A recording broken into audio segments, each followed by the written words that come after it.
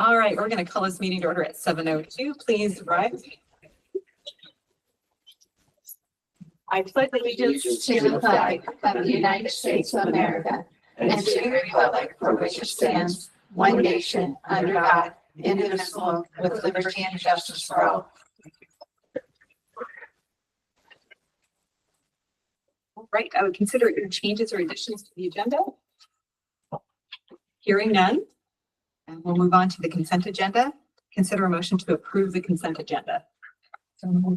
Paulette has moved it, seconded by Karen. It'll always be one of those two today. We'd like to excuse Travis, he's at work, and Ashley is at another, has a family obligation. All right. There is no one signed up for hearings of individuals and groups, so we're going to move on to reports and presentations. I'm going to turn the time over to Christy Hersing for items A, B, and C all together in one presentation. So jumping into budget status for the month of July, since we work a month in arrears. The month of July, so we processed our budget extension, and in the budget status report, you'll see that it's still showing that we're overspent by 351,000, but we've got a lot of encumbrances to liquidate and such still. So we're still on track. So we're okay there for the school year. Cash flow projections. This has kind of been a little bit all over the board this year with enrollment shifting to ALE. And you will find that the cash flow projection sheet, is that the right cash flow? Look at the cash flow sheet. Sorry, it's in a little bit different order than I was thinking. You're going to see here some months in the cash flow projection, some months that we have negative cash flow, meaning that our expenditures exceed our revenues for that particular month. So we'll need to be mindful of that moving forward into the next year, because we may have to do apportionment advancements if we reach those numbers, especially in certain months like November. Well, we'll be okay in November, but when we get into like May and June, when the state cuts our apportionment a little bit shy, we may need to do an apportionment advancement next year during those months. So just something to be aware of. What is the, tell me about what an apportionment advancement is. So Is that when we request from the state for early apportionment?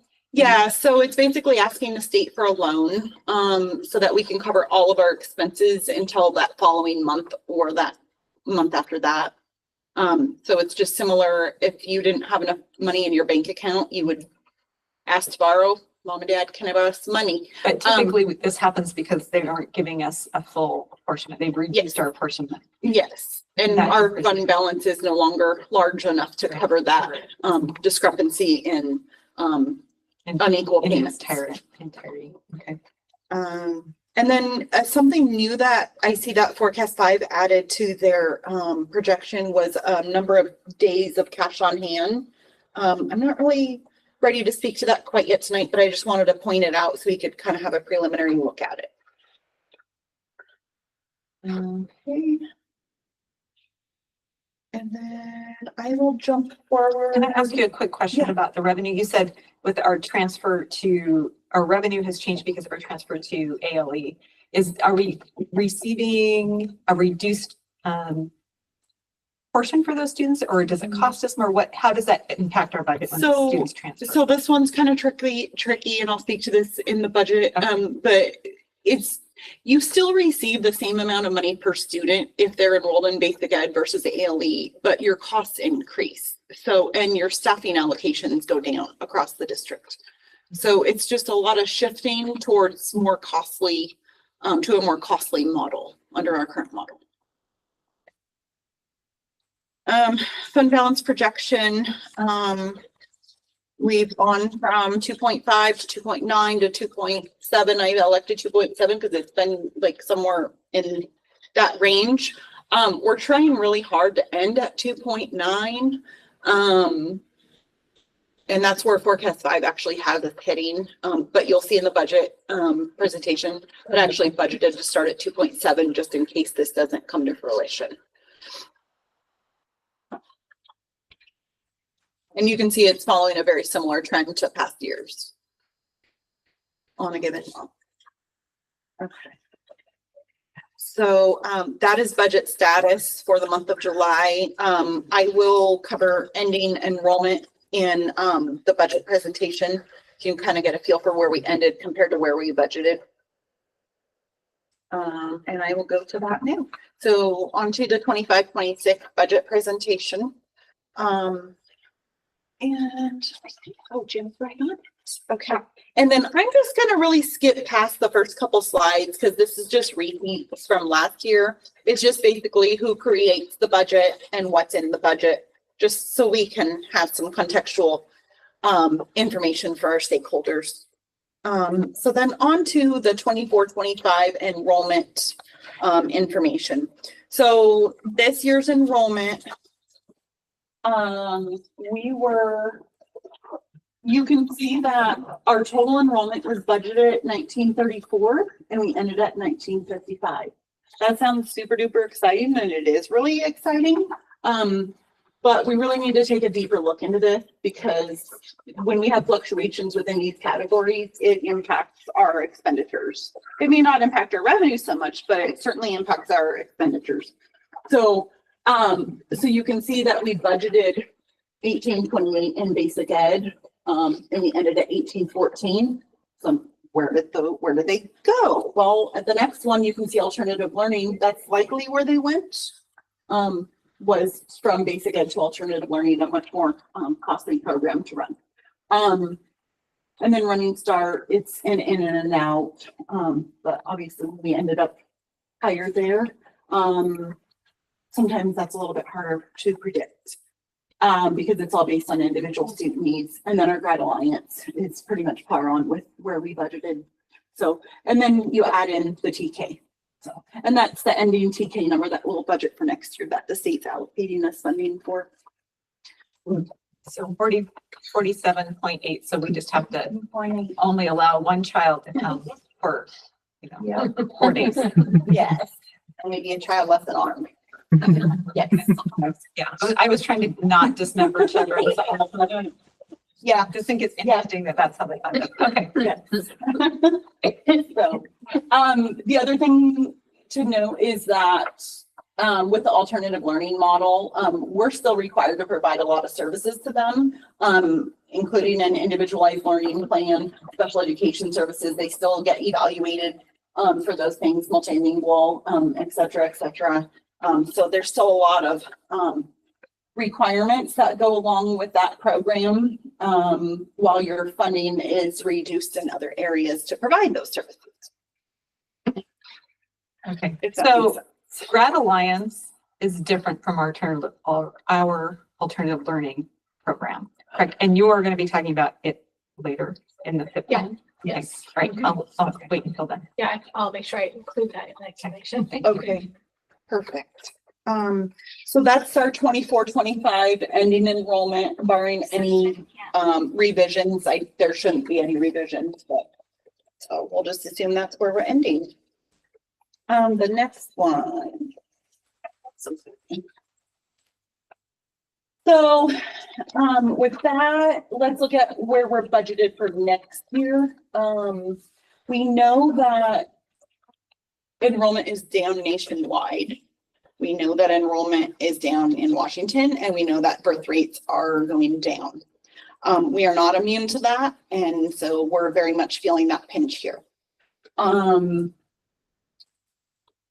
As you know, our standard class sizes exit are lower. Our kindergarten classes incoming are much lower than what they've been in past years. So that's primarily why you're seeing the drop in enrollment since 22-23. You've got a little drop every year. And then now you have a shift to alternative learning, which is also pulling from your basic ed enrollment. So we have our total enrollment projected for 25-26 at a net loss for all programs to $18.99. plus the TK.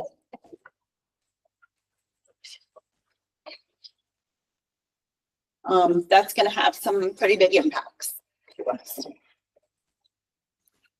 And the next one,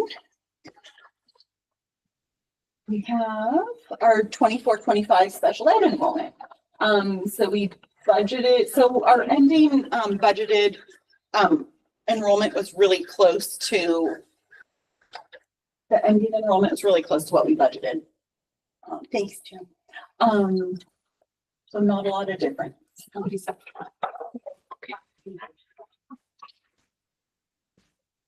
And you'll notice that there's tiers, ages 3 to 5, tier 1 and other tier.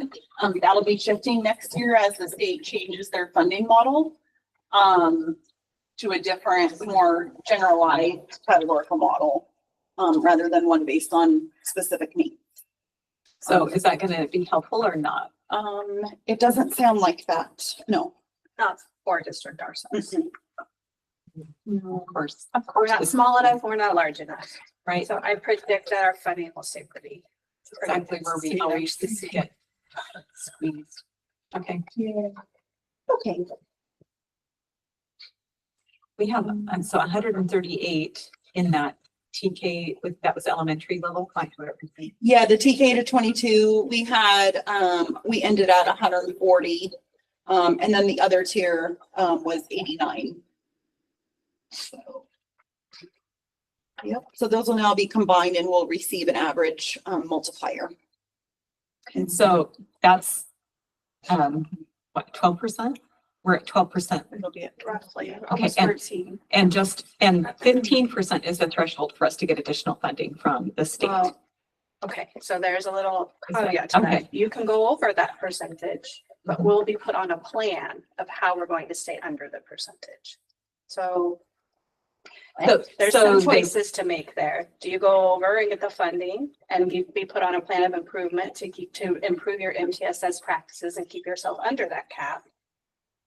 Or do you take the money and not worry about being put on a plan? So those are kind of the options that we're up against. So it's not as great as it sounded that they're lifting that cap and you can go Okay. over. So yeah, just like They're going almost to be everything. monitored So for just, doing that. yeah. And if it's consistently over, they're going to ask, how are you going to fix this? How are your MTSS practices impacting so that you're not going over this allotment? it's another presentation, but I'm shaking my head. Like, how do you change the needs of your students who come to you as they are? You know what I mean? We have to look very closely at the evaluation process and are we putting interventions in place here too before they get to the special education? And strong core instruction, yes. So this sounded really great when I rolled out that you can go over and there's no cap anymore.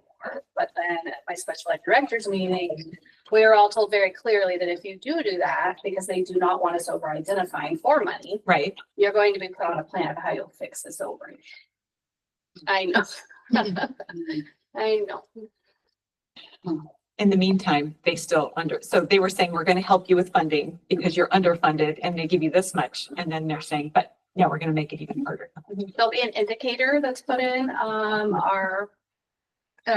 your report, end of your report. And then the next school year, you'll be asked of how are you going to stay under what. Okay. So we have some flexibility. We're Yeah, not, yeah. we've stayed pretty well under.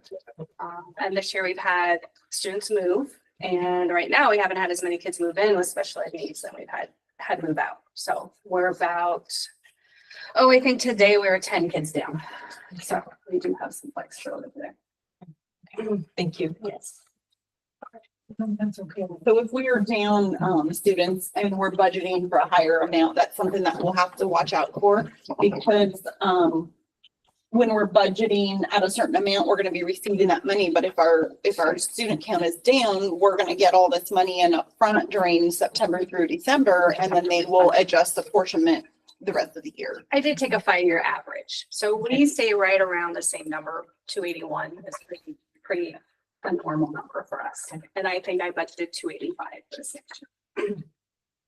And we did a full evaluation. So we looked at roll-ups and then who was in the queue for qualifying. And so it was a thorough evaluation that we did to try to hit the mark just right. And right now, we don't have a lot of students who have qualified through Child Find. So we'll do a Child Find again in October. I'm sure we'll get up to our allotment. So, so there it shows our new formula. So there's the old formula with showing the tiers, and then here's the new formula, showing just the, general K through 22 category. Where it used to be K-21 and now it's K-22. Where we're budgeted for next year on. Which impacts that number, those keeping. Materials and everything. Yeah. Yeah, it does impact the numbers.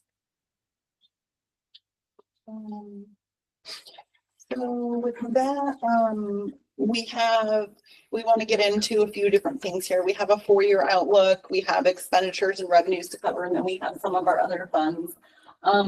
So I just wanted to take a look back at what was given out last year at this time.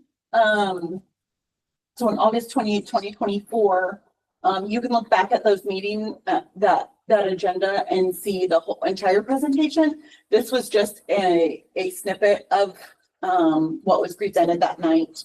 And this was just the 4-year outlook that we presented to the state to show that we are at a declining balance with declining enrollment, which means our revenues are not growing, but our expenditures are. And enrollment dropping as well. Now, this model that was presented last year assumed a gradual decrease to enrollment without any shifts towards ALE learning. We know that we have seen a fair amount of decrease, and we've had a shift to ALE learning, which changes the next 4-year outlook quite significantly. So on to the next 4-year outlook. So our 4-year outlook that will be presented to the state is assuming that we are not going to make any changes, meaning that we will not make any reductions to staffing. We will not make any reductions to our supplies or services, department budgets, anything. If we don't make any changes, this is where we are headed over the next 4 years. The parentheses indicate negative. This model really aligns with a nationwide trend of decreasing birth rates, decrease in enrollment, which impact our state revenues. Normally, if you look back, you can see our state revenue is growing every year. If you take a deeper dive into this, it actually is more stagnant, where your state revenues really aren't growing because your enrollment is dropping. So while salaries continue to compound, and inflation continues to impact all of the costs of goods and services that we have. So enrollment going down, revenues not really increasing a whole lot, but expenses continuing to go up. If we go through and make no changes, we are on a downward trajectory pretty quick. You may not be able to pull this number out of your hat, and I apologize that I don't remember. Last year, the state was gracious enough to give us something like $20 per student for the increased inflationary costs. $21. And this year, they were very generous and gave us more, but it was still laughably low. You remember what it is? I think it was right in the 80 to 90,000, like one-time funding. They gave us a one-time MSOC funding this year. Right, so that would be how much it was, and was it per student? Well, that was just Yes. a one time. Yes, that was just one Whereas time. the prior, what you discussed is $21 last year per student. And then each year they modify that. I'm gonna look that up in a second. So, I mean, It's not gonna I be- mean, just for perspective, how many people's grocery bills have gone up more than $21 for their student for the whole year? It's just not adequate to even cover our lunch costs for that child, let alone fuel, electricity, insurance, which is outrageous. It has increased exponentially. So there is definitely, Yeah. the state isn't aligning costs. So I can provide a little bit more information on the increases. I think that we might want to take a little bit deeper dive into that. At just general overall MSOC funding, because there are some areas that have significantly increased. And I will have an MSOC disclosure that we're required to provide that shows how much we spend versus how much we're allocated. And then with that new MSOC funding comes some new reporting. Of course. So they're no longer breaking out our MSOC funding by category, like insurance, textbooks, technology. It's just lumped into one big bucket. And we get to figure it out.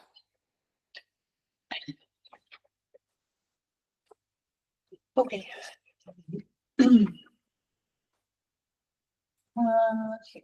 So the revenues summary. So you can see last year, this is where our revenues hit.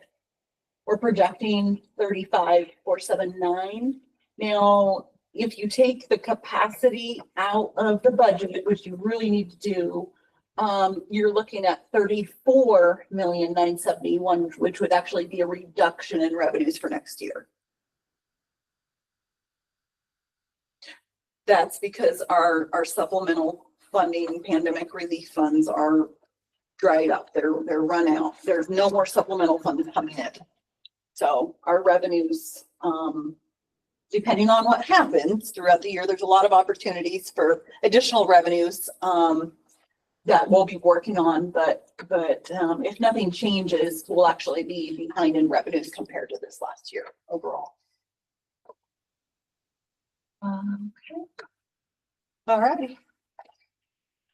And then we'll just skip over this. This just goes into more detail about what's in local revenues, what's in state revenues, what's in federal revenues. And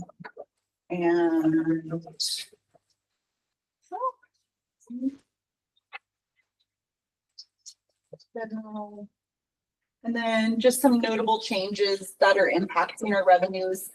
Continued enrollment decreases, a shift to alternative learning models. Of course, I don't know why that's there because it really doesn't impact your funding, it impacts the expenditures.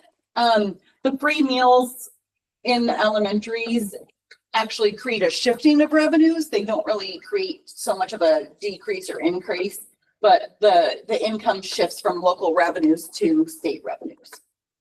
So just a shifting. And then expenditures by objects code. You can see that salaries and benefits make up 83% of our actual expenditures for the entire budget. Travel and capital outlay are there, but they don't register on the pie chart because they're too small and they don't populate. We've had an increased number of employees that have qualified for benefits this year. That has driven an increase in budgeted benefits by about 4% of an increase. Even if the employee declines benefits and their spouse has benefits and they don't need it, even if they decline that, we still have to pay into that. And that's at least $15,000 per year that we have to pay when they're not pulling benefits. And Why do we have to do that? the state requires it because they started a new pooling system. And if everybody doesn't pay in, then how are they going to be profitable? Yeah. So, but we're also paying it on our substitute teachers. If they hit Some certain of them, if they're numbers, hitting, because the threshold to be considered full-time is really low.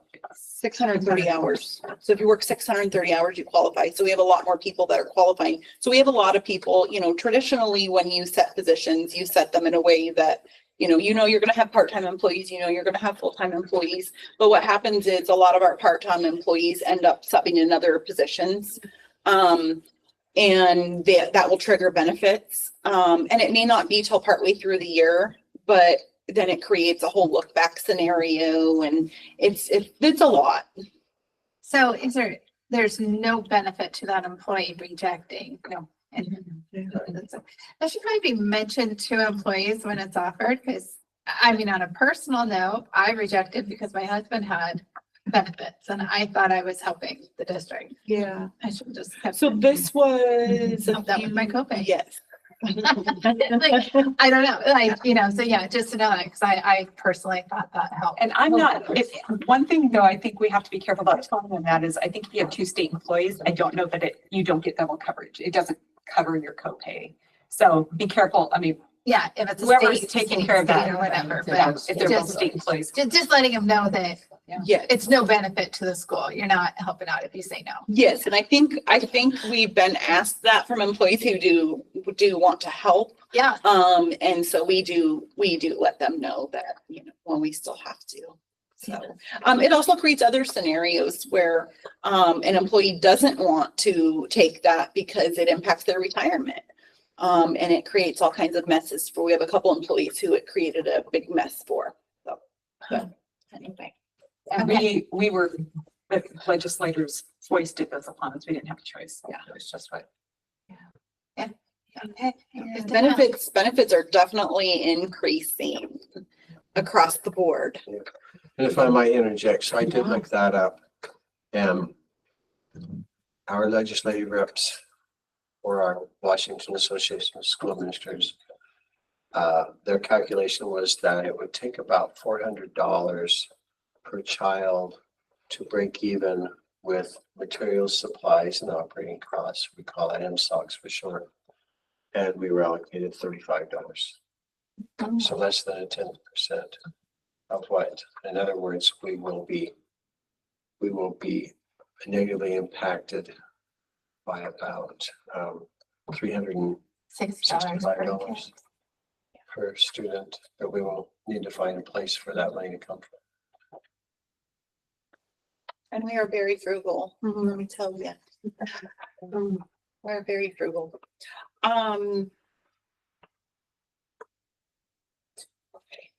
So just to summarize the revenues and expenditures all together on the next slide. So beginning fund balance, again, we're trying really hard to meet 2.9. It's forecast 5 is telling us that's where it's gonna end. We always want to be conservative, because we don't know if a big leak might happen on August 31st that we need to pay for. So, so adding in our revenues, deducting our expenditures leaves us with an ending fund balance next year of 667,000, under 2% of a fund balance. And what triggers the state? What's your percentage when the state starts looking at finding conditions? Well, they're already looking at us, in a lot of other districts. So I would encourage, those who are concerned about this, maybe to go to the state auditor's website. And I can go into that at a later date if you'd like. If you go to the Washington State Auditor's website, they have what's called a FIT tool, and FIT. And it shows all of the districts that have warning indicators and cautionary indicators. And we are with all the other districts in the orange and the red, in our general fund. We're just on the tail end of it. The short answer is they're looking at your trajectory, and they're looking at how you're modifying that.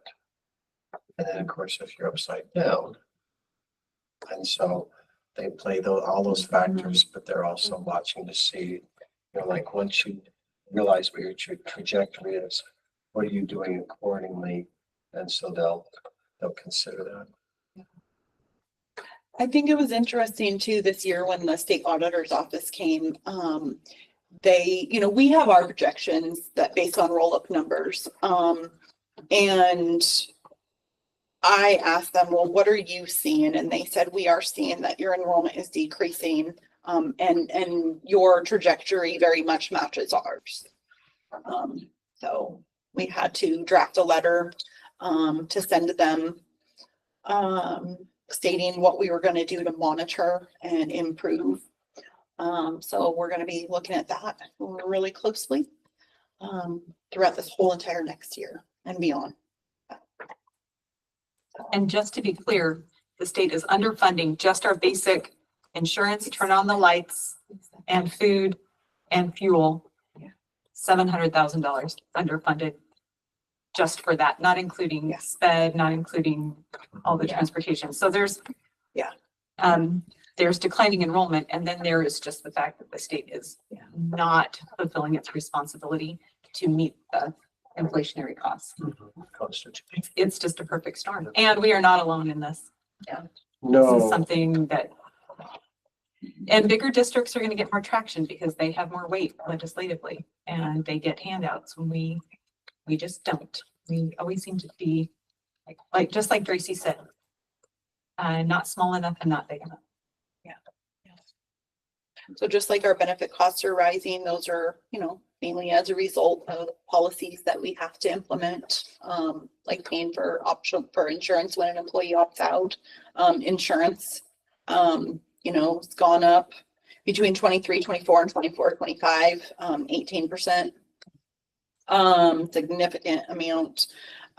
Is that healthcare insurance or is that our? That's our liability and Liability property insurance. And it's already gone up an additional 30%, 40% over the last couple of years. So Yeah, it's gone up significantly, because of more, liberal policies, and an increase in lawsuits, statewide. and I apologize for interjecting, but Krista and I, we knew we were going to play off each other. So currently there are six school districts that are actually under binding conditions. And there are 14 others who are in the financial warning headed toward binding conditions. And so the 20 districts it's called unprecedented. We've never had anything like that, not even in 2008. right? Yeah. Jim, if you want to skip ahead 2 slides, there's her MSOC disclosure. So like Rhonda was saying, when we look at the MSOC disclosure, it doesn't really give us a complete picture because it doesn't include transportation and food costs. You're really only looking at your basic ed, your ALE costs, and then your overhead administration costs. So, and dropout re-engagement. You're not looking at all of the other costs that are impacting us. So our most significant costs, if you were to run a detailed expenditure report and sort it by dollar amount, you would find these things are at the top of our list. Insurance, utilities, and building maintenance, running start tuition, alien dropout re-engagement services. Now that list is, there's a lot more, but those are the top things. So we are underfunded by almost $1.3 million just in those areas, not to mention transportation and food, which we know is a big hit to all of us. Or special education. And Which is special also education. Yes, that is not underfunded included in here as well. Yes. When legislation was going through all their wonderful decision-making process here a few months ago, I mean, they could see that there was 20 schools going into binding conditions, like they knew that. So here's their solution. This is what they said. We recognize that you guys are drowning. So what we're going to allow you to do is if you want, you can go out and ask for another levy. You can tax your community more. And we had 4 school districts that went out for that. And Yeah, I know one so far that actually the vote took place. yeah, so the bigger school districts are just going out to their community for more money. And if you live That's in not an a, option always for every school district. yeah, But that was the legislator's solution.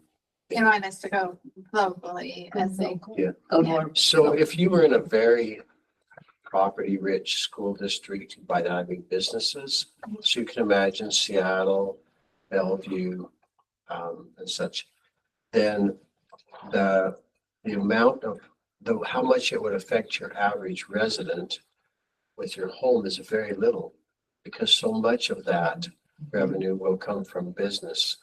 So if you're in an area such as that and you went out to the public and said, for a pittance, we can have what we need for our students, versus if you were, and I won't even use Eatonville, I'll just say one of the 295 school districts in Eastern Washington that only has a you know, a A tractor gas store. station or. All they have is a yeah. tractor store. Morton would be a great Yeah. Yeah, like example. Morton, for instance, that has hardly anything.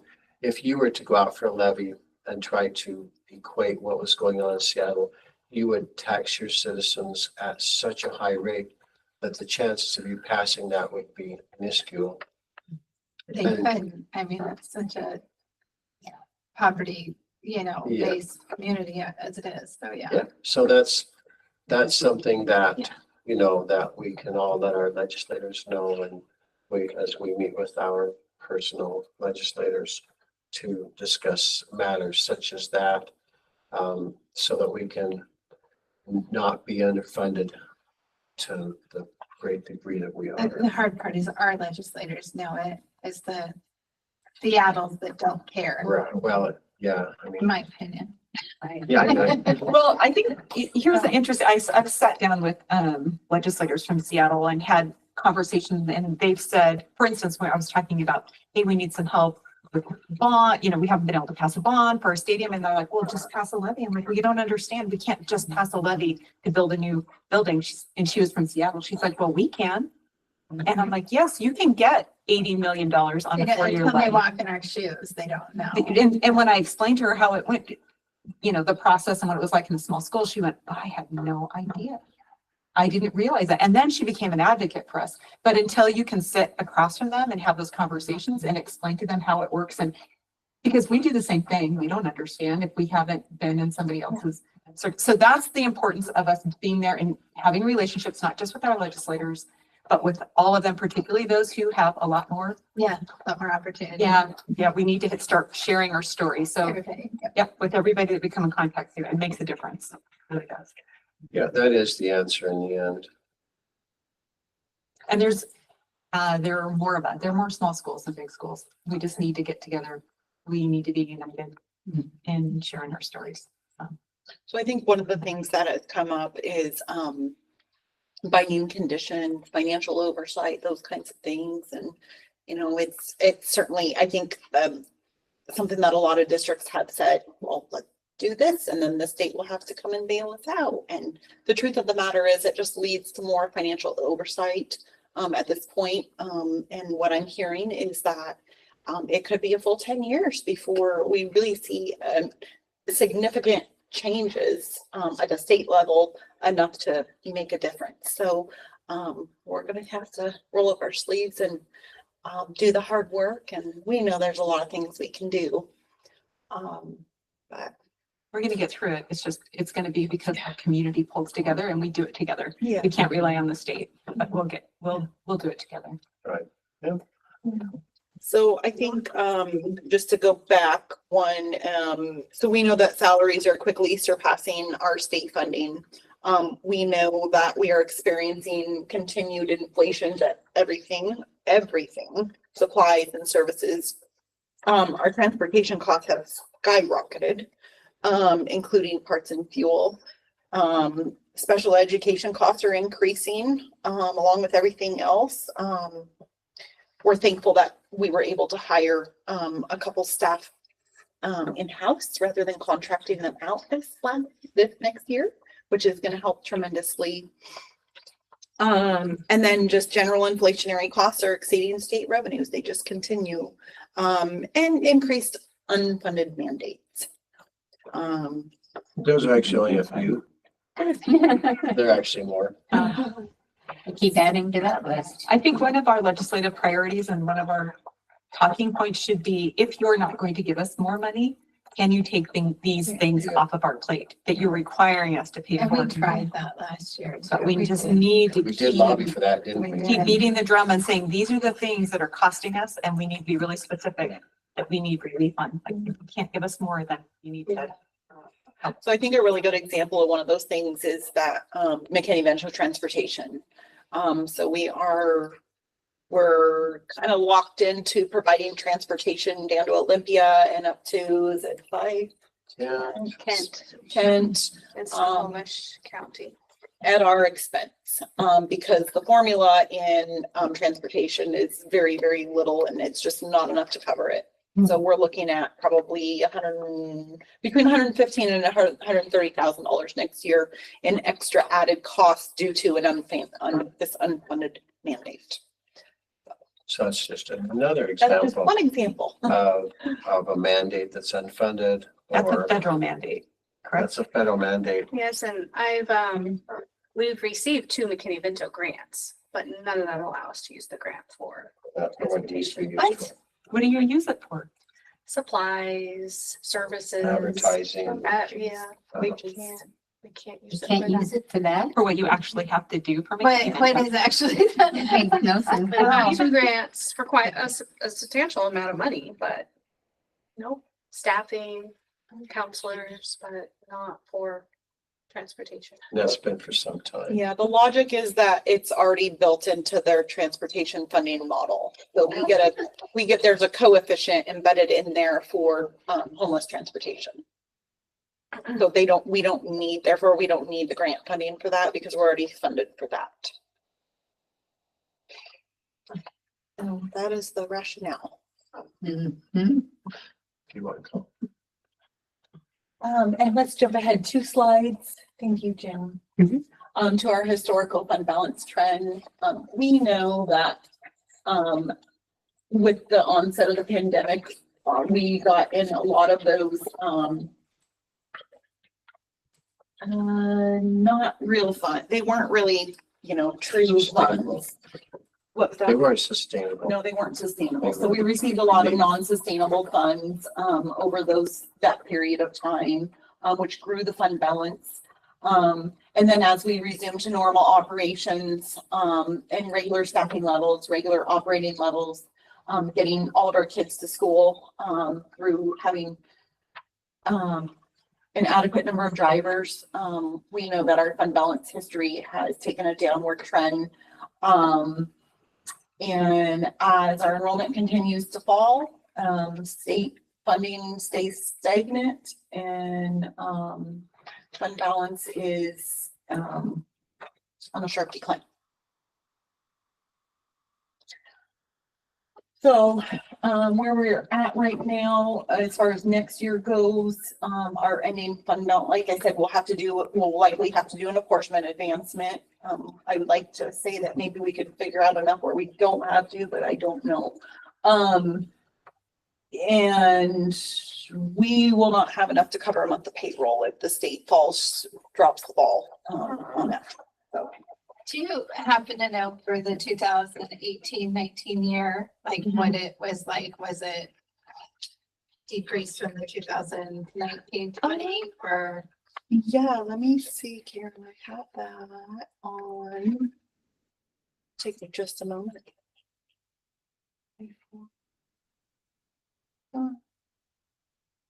So it was.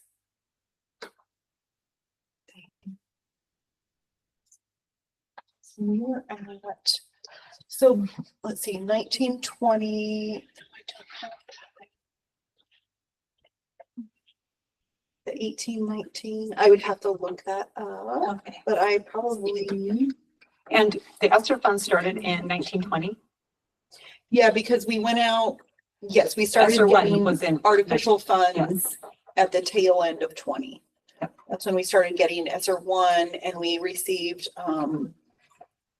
significant, I think it was about 190,000 from Pierce County flow through COVID funds.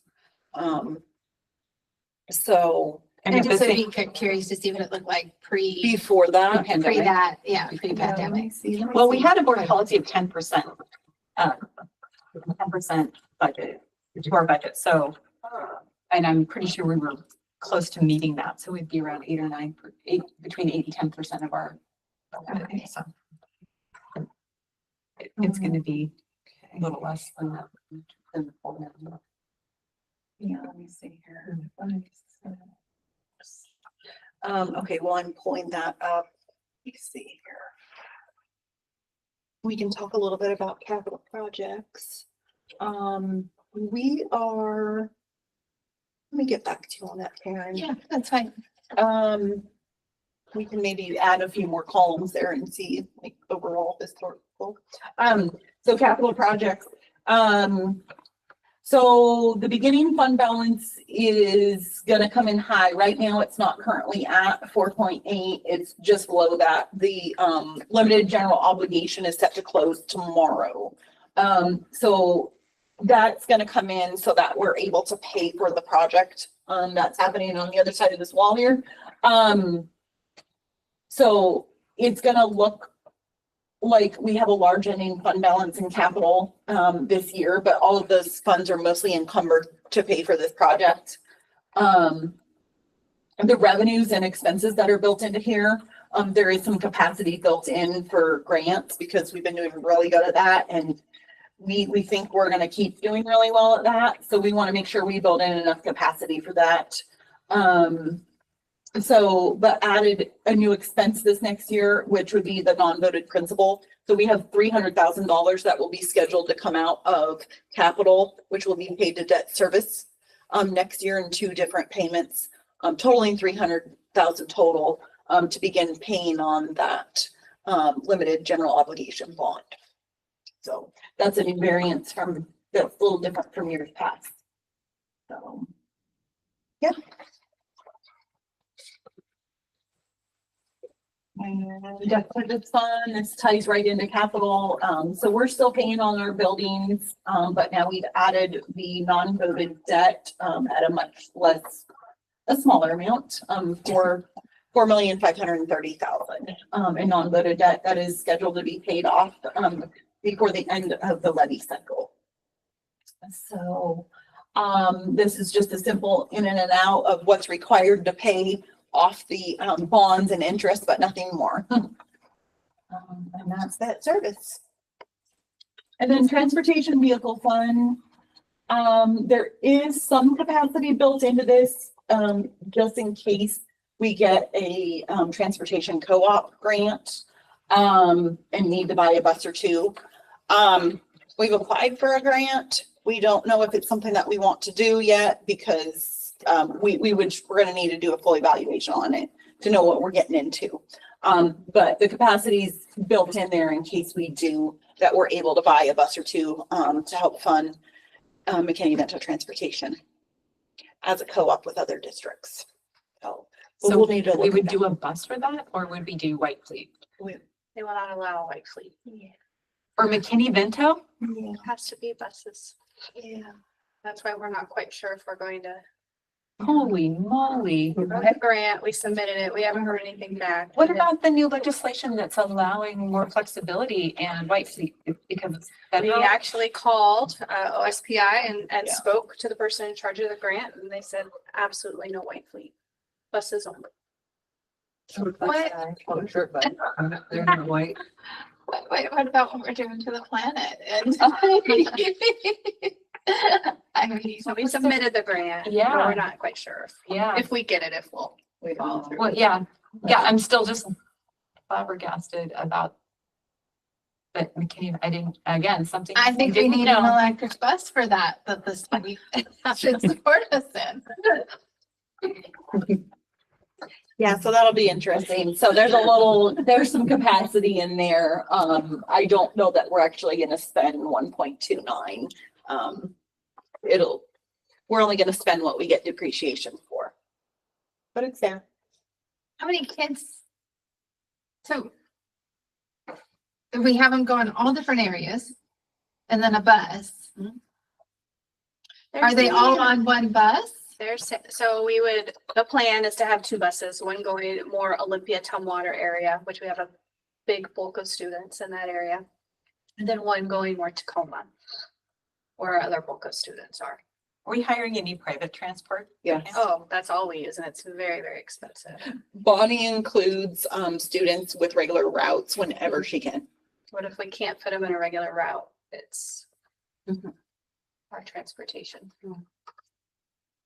And so are you thinking co-op with Bethel or some of these other schools where we get them to their school district and they? Well, the idea is Thurston County Okay. and then Pierce County schools. Doing a co-op, they're into the co-op and, okay. But now that we know more about it, it's something that we're really gonna have to consider because Yeah. they're really not giving us extra administrative costs. So they won't let us add additional hours for administering the program. So, We had written that all into the grant. We had to take it all out. because somebody's gonna have to track that and bill the other districts and if we're not funded for it, it may not be worth it. So, For sure. For sure. we're trying the grants. Get us at every corner. So, next slide is, ASB. So ASB is very active. And they've got a lot of fun things planned for next year. And it's important to note that ASB, can only spend their money on CARS activities, cultural, athletic, recreational, and social. And it's not intended to cover other areas across the district. It's just intended to be student driven, student decision for things that they choose. And that's that.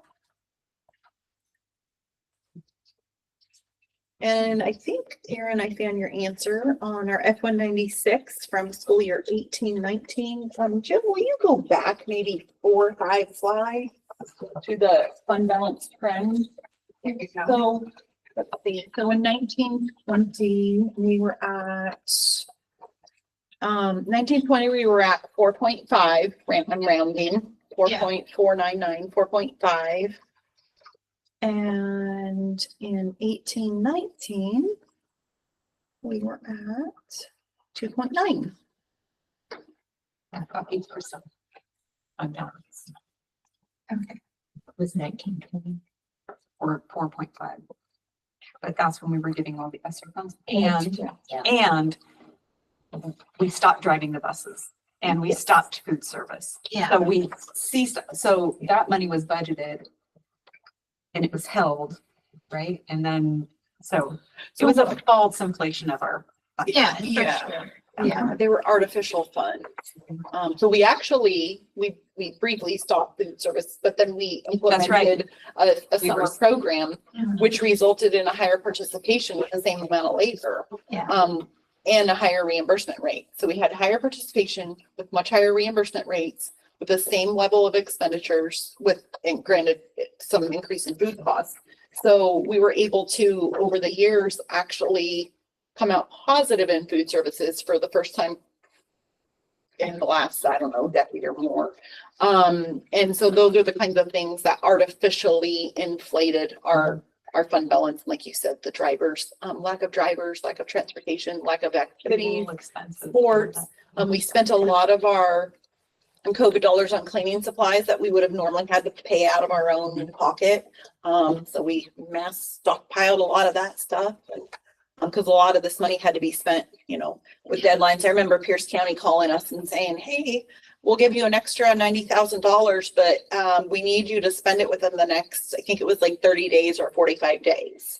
We're like, whoa, we can't spend all, I mean, with the shipping, the problem is we had a lot of shipping challenges then. Yeah. And so we had a lot of shipping delays that were happening. So if we had to get things that were big chunks, which is where the tents came in, right? So we had to act fast. So all artificial funds that artificially inflated that balance, that were never going to be there long term. So anyway, that is what I got. Thank you. You're welcome.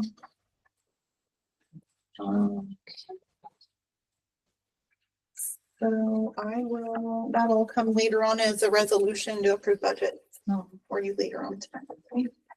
Thank you so much for the comprehensive update and for your hard work and for answering our question that we're just kind of throwing at you. Yeah, I look forward to providing you with more detailed information in the months ahead. Whether you want those via email or maybe as a study session or just a general FYI in the board meeting, we can put together some comprehensive information on departments, on just general operations, whether it's food service or maintenance or transportation or programs or anything we can. I think it's been a curiosity for people in general with all of the national narrative.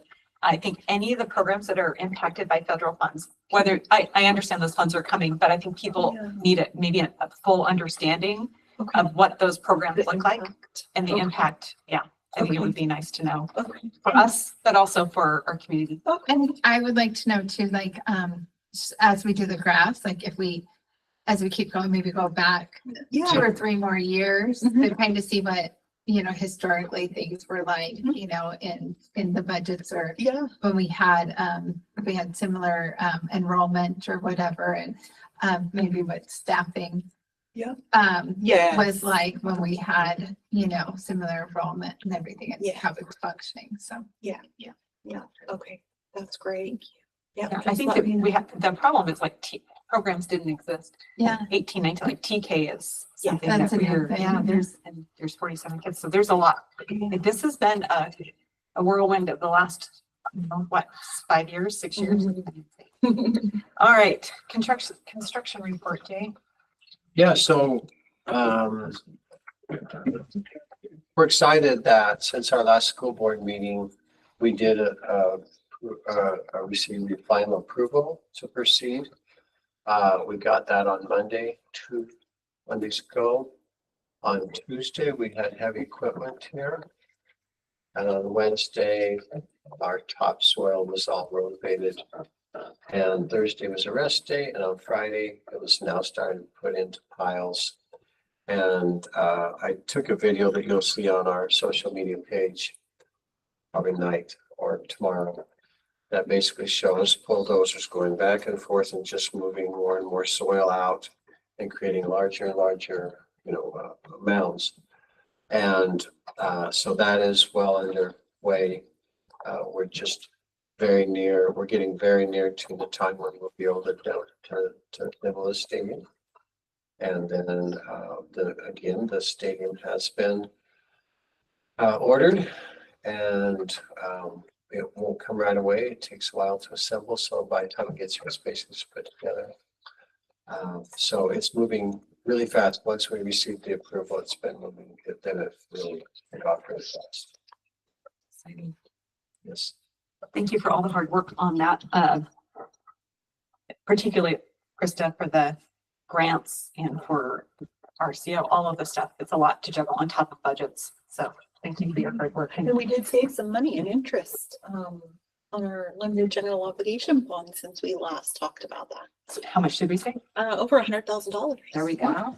Yeah. So good job, Krista, on making the timing work perfectly. All right. This is something exciting. Our 25-26 board goals, which are now posted here, and I believe, are they posted at other facilities? I will check. Okay, because it would be great for all of it, at least to be in the staff rooms or someplace where the staff can see what our board goals are. What do you guys think about that? Okay, I think it would be great because this should be the focus of all of the work that's going on in our district. So do either of you I would love to turn some time over to my colleagues. Do you want to share a little bit about the process and how we came up with the goals? Or I'm happy to do it. I just want to make sure if you want to give any feedback. So we met together. Yeah, we had our board. Yeah, we had a work study and we talked about where we looked at our strategic plan, where we were, where we hope to be. And our vision is really about making sure that all the schools will empower students to achieve excellence in education and in the future. And our mission is Eatonville will inspire lifelong learning by providing opportunities for growth and academic achievement in respectful and caring environment. And keeping those things in mind, along with all the work that we did with our strategic plan, our 25-26 board goals or district goals are academic excellence. We will clearly communicate expectations and recognize academic success through multiple measures of mastery. And I want to say, all three of us were at the welcome back, and I felt like Superintendent Brower did a great job of clearly stating what our expectations are for academic excellence coming up this year. And I look forward in these meetings to seeing a presentation of multiple measures of mastery around those things. I think that's great. And our second goal, which is really exciting, is preparation for life. And this is really about making sure kids can take whatever pathway that is, whether it's college or heading into the trades, being ready. It says we will create experiences that enable our students to turn interests into career exploration and develop skills that will prepare them for life beyond high school.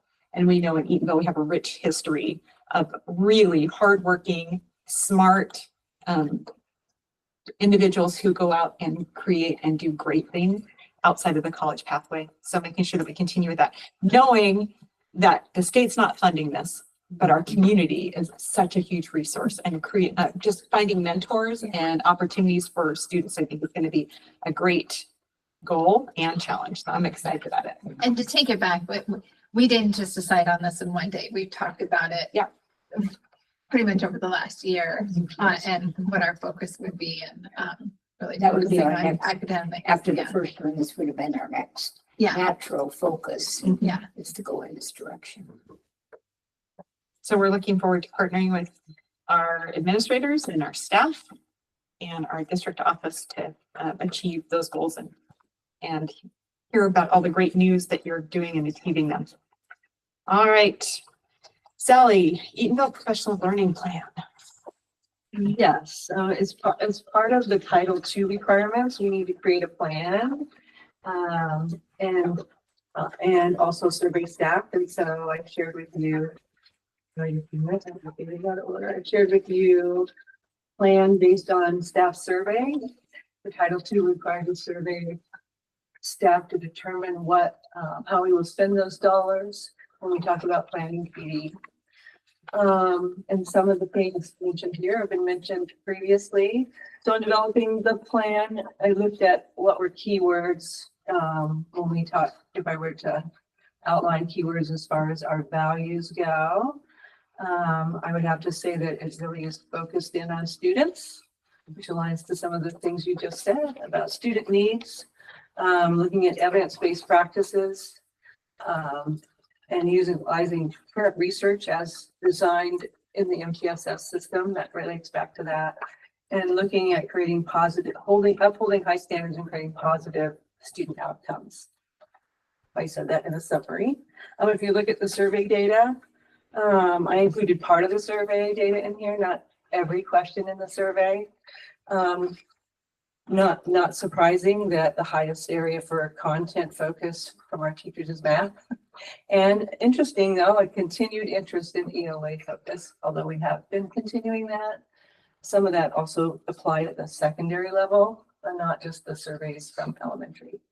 However, a majority of our surveys or more of our surveys were from the elementary level versus secondary. And then of course, other interests to follow.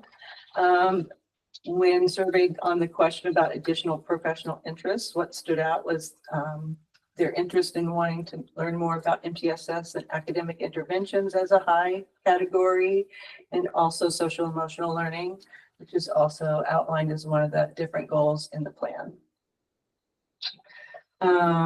And I really thought whenever we surveyed about how they prefer professional learning, just at the amount of digital access and virtual meetings, I really thought that would score higher, but Yeah, that was shocking. our staff really want the face-to-face workshop kind of model as the highest rated, and of course PLCs is the second. Good job. That means they liked your training. Yeah, we're on track, right? So in the next few pages, you'll see the eight, right? I have 8 goals. I'm sorry. I'll go back to the top. Professional development goals. I just listed the high areas under elementary and secondary as far as survey results, and of course, then wrote the goals around that information. And then of course, goal number 1 ended up being math, because we have a need across all levels for that. Differentiated responsive math instruction, and really tied it to essential questions that we need to answer in each of the goals. And then some strategies to help us get there. These are broad strategies. And there would be more things, of course, beyond just the professional learning, right? Just like we did with ELA, we have had a lot of professional learning. We look at data, we worked on strategies, we added learning walks. We have the ELA core leaders group for elementary that has created action plans from learning walk data that we're working on going forward.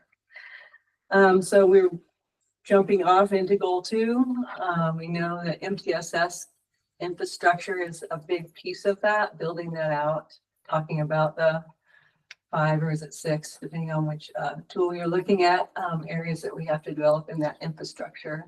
We're going to start with a district team to really provide some oversight and guidance on where to go. And within the infrastructure recommended by the state office, that includes building leadership, having some MTSS meetings and some structure to that. And then we're going to be adding, looking at tier 2 to help do those interventions so we don't have those high numbers in bed, and have that be part of the PLC conversations with looking at students who are not making growth, but looking at the needs of all kids who need intervention. So when we look at secondary and elementary, our resources like Title Lab are pretty limited. And so we have definitely more need for intervention or additional support, reteach, than we have dollars, of course. And so we have to look at how we will do that, more of that in the core instruction to meet every kid's needs, especially those who are struggling or falling behind. So a lot of work in the area of MTSS as we build out those structures. And will we have a unified approach for all the elementaries, across all the elementaries, and then the middle, and so they'll all be in alignment so that they're not all doing something different? That's the hope. That is the goal. Okay. Yes, to build Okay. a system that is aligned. Yes. And so we're starting off with, Tracy already created a system last year around tier 3 and care teams that has worked well. Now we just need to do the intervention through that prevention work so we don't have so many kids coming to one. The part that was missing last year was the tier 2 piece, those in classroom interventions, what that looked like. So that would hopefully reduce your numbers wanting to repurpose that. And then of course we have to always look at our core instruction, and that's what building teams would do, really look at core instruction. Where are we getting kids to standard? Where are we not? What changes we might need to make to increase the numbers who are proficient or on level. And if you don't mind me asking, how often are they having those data conversations in the buildings? I think it varies. I can't say that it's systematized at this point. I think principals are looking at data all the time, formally or informally.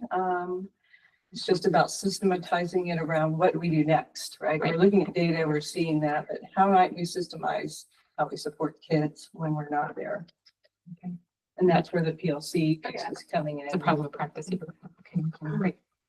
Thank you. So we know social emotional learning support has been a piece of that. We have to look at the whole child, not just academics. That's a big shift from RTI to multi-tiered systems of support. And so we have Panorama, which that has been a need, so that staff, and we have some training on that, where staff can look at whole child within the system. So they're not just looking at academic data, they look at their SEL, attendance. I don't want to say behavior. I was looking at it today. You think I'd have it memorized, but you don't. The discipline, thank you. So that's a tool that will help them get there when they look at tier 2 groups and what they might need.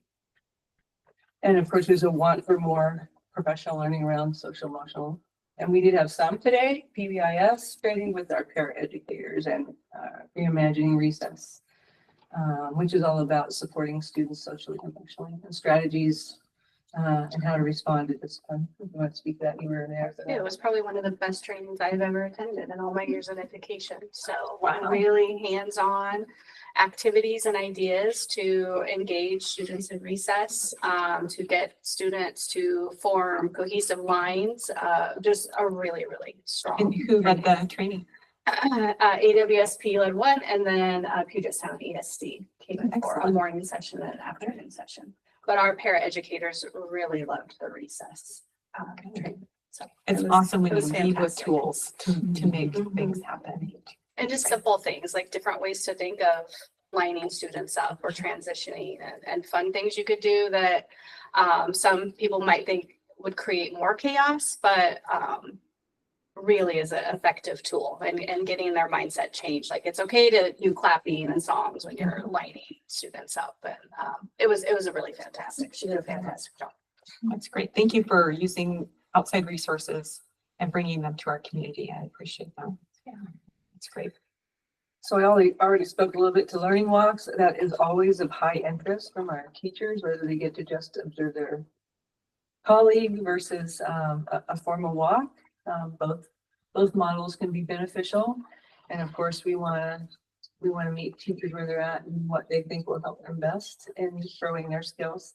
So that is on here. Mentoring, that is a big piece that Sheila Ridgway does. The best mentoring program, TPEP training, and helping new staff develop effective teaching practices and fostering student success. And that is ongoing work that's done every year. We have grant money to support that, and they do an outstanding job of preparing and sharing resources and assigning a mentor from within Eatonville School District. And then goal 7 ties most really is multi-language learners, and Gracie had us add since time immemorial for Title VI, Native American. Do you want to speak a little bit to that? But that's only also an interest strategy used to work with those students. So the Indian Parent Coalition determined to spend their funding from our Native Ed grant on training for our teachers for STI. So nice. and finding ways to implement that across curricular. So Nice. yeah, I'm excited for that. So this ties into our different funding sources. However, I did this activity mostly because it's a grant requirement, but also it was great feedback when we planned state PD as well and how we spend our state PD funds. And we appreciate today working, having the technology experiences with our teachers do with learning the interactive boards and school AI. And I thought we had them do an activity at the end of the training today, and I gave them 4 activities to choose from, and then they had to do a checkout. And we had some great summaries, and I would just like to read a couple if that's okay. One of the activities was reimagine learning through lesson planning, and this group, they wrote responses in group.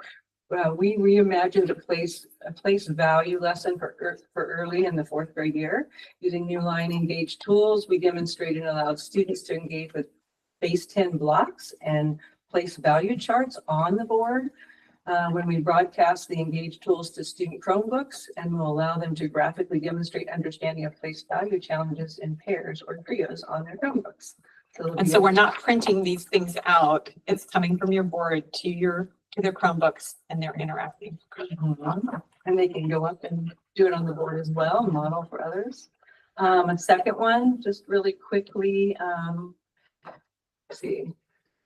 This is more English, but some of the apps on the board allow them to adapt traditional lesson plans into interactive experiences using the interactive board and new line engage cloud features. We learned strategies that enhance the engagement through tools like interactive sorting, annotation on visuals, and quick formative assessments. This goes on. There's 44 different responses from 44 different groups, all very in-depth. I'm happy to share those with you.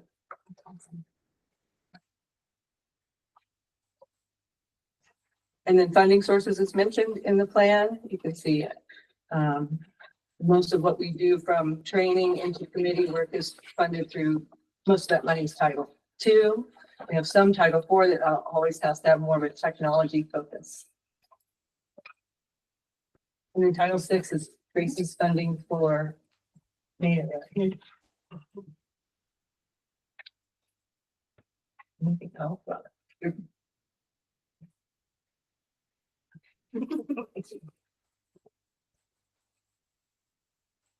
Thank you so much. Exciting work that you're doing. I appreciate that. It's a great way to start off your work. All right, we're going to go to unfinished business. Consider approval of updated policy 4130. We've had this policy brought before us, and there was a line that Kathy had failed to finish typing out, and so it's coming back to us again with everything appropriately completed. Is there anything you wanted to add, Sally, around this policy? It's Title I parent and family engagement. No, they've updated it a little bit to Well, we edited, I should say, taking out specific things for specific schools from previous and aligned it to the, WASDA policy. And it really aligns nicely with the, Title I requirements and the work there that is expected when, Title I schools do their parent compact. Right. So it's no longer just have to have a parent night. It really gives some great ideas of how we can engage families in their student learning and like relationships. I think it's Family it's a- engagement is more than just a family night. one family night with some pizza and a cookie or Yes. something. I think it'll be Agreed. a part of our advisories and decision making. I would consider a motion for approval of policy 4130. So moved. Second. Did you get that? Karen moved. Call it second. All right, all in favor? Aye. And I will vote aye. Motion carries. Consider approval of SIP plan for ESD New Beginnings. Amy, thanks for waiting all this time to share with us. Hopefully your chocolate held out. Yeah, she's hungry. Yeah. So I have to stand up. It's been, I don't want to tell you how many hours. It's been, but, so, just kind of in general, I wanted to just kind of clarify what, thinking earlier about ALE compared to like the New Beginnings type of a program. So an ALE program is an alternative experience, as you guys know, and any student at any stage is able to engage in ALE programming. It's just a choice that exists. So the difference between that and our New Beginnings program is New Beginnings is, so, and I'm going to talk about, so New Beginnings is the school, like Eatonville High School, Eatonville Middle, right? It's our school, it's our entity, but then we contract with Grad Alliance, which is a nationwide service, I guess, and actually the majority of schools in our state also partner with Grad Alliance because they are able, because it is that nationwide thing, they're able to meet the needs of students in all content areas. Because at secondary, you have to have an English teacher teaching English, math teacher teaching math. Can't just have a person who's teaching all these subject areas. So, so I'm just like, for definition purposes, we're talking about New Beginnings. That's the program that we use, Grad Alliance. But the difference with like our New Beginnings program is that is actually a category of program that's called a Open Doors Re-engagement Program. And so they are a very specific category that were established in state law. And so what those programs, there's a lot of constraints. Every kid cannot go into those programs. It's very specific students that are eligible to enter those programs. And the criteria is that students have to be, just first and foremost, have to be 16 by September 1st of the school year that they enter. They're able to stay into that program until they're 21. So it kind of extends their education experience. Most kids can stay till they're 21, but they just don't. So that's one of the criteria. They have to be 16. The other one is that they have to be significantly credit deficient. And so the state defines that if they were to go in as a junior, they have to be at 75%, so 25% behind. And as a senior, they have to actually be 40% behind to go. So it's, they have to be significantly credit deficient to even enroll in the program. So it's no surprise then that our school, our New Beginnings, and actually across our state are in improvement because we are not meeting the on-time graduation rate. So it's a little bit counterintuitive to me that you create a program where you are requiring students to be significantly behind to even enroll, but then somehow they're supposed to get caught up in 2 years. And the reality is our students that are significantly behind in credits, there's a lot of layers of challenges that those students are facing.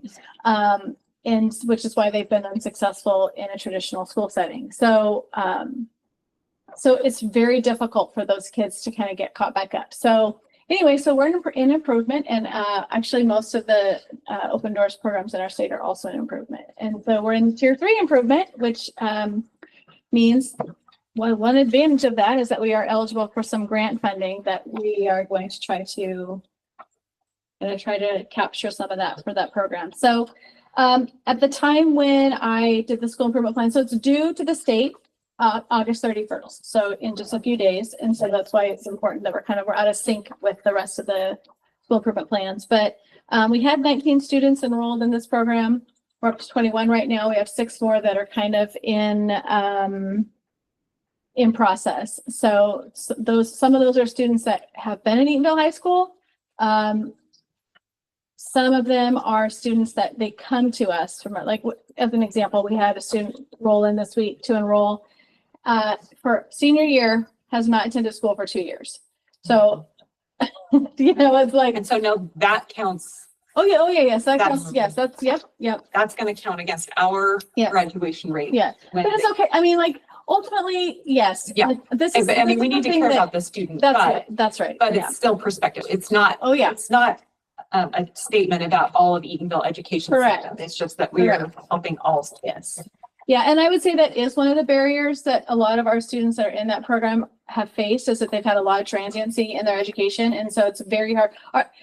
Our kids, if they start in Eatonville and they stay in Eatonville, they do really well. They're very well supported here. But it's just, and that's probably true in most districts, but it's just these kids that are moving and they've just got a lot of inconsistency, and they've taught this in the first semester in that school, and then they roll into this other school and it's just not consistent. So there's again, just lots of challenges. So, we probably really, most years we're around 30 students in that program.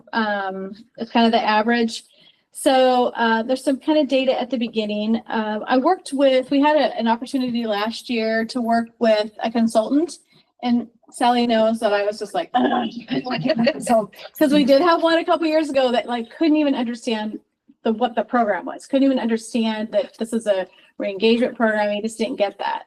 But this gal he really couldn't. He had no clue. And we explained it, he couldn't get there. But the gal we worked with last year was amazing. And what was really nice is that she was working with a lot of schools, and they were all re-engagement programs. So she was learning a lot. She was reaching out to Grad Alliance, the organization, saying, hey, help me understand this. And she was really helpful in terms of asking thoughtful questions. And so it was really helpful. The program's a little bit tough to write a school improvement plan for, because the way that our system works is that those students are remote. So Grad Alliance supports, so they meet once a week in person with Grad Alliance staff. Because Grad Alliance provides the teachers for them. They provide the student learning plans. We're involved in terms of like monitoring and transcripting and, helping with enrollment withdrawals and then support. But that is really where we focused our school improvement plan work, is on how can we stay more engaged with those students,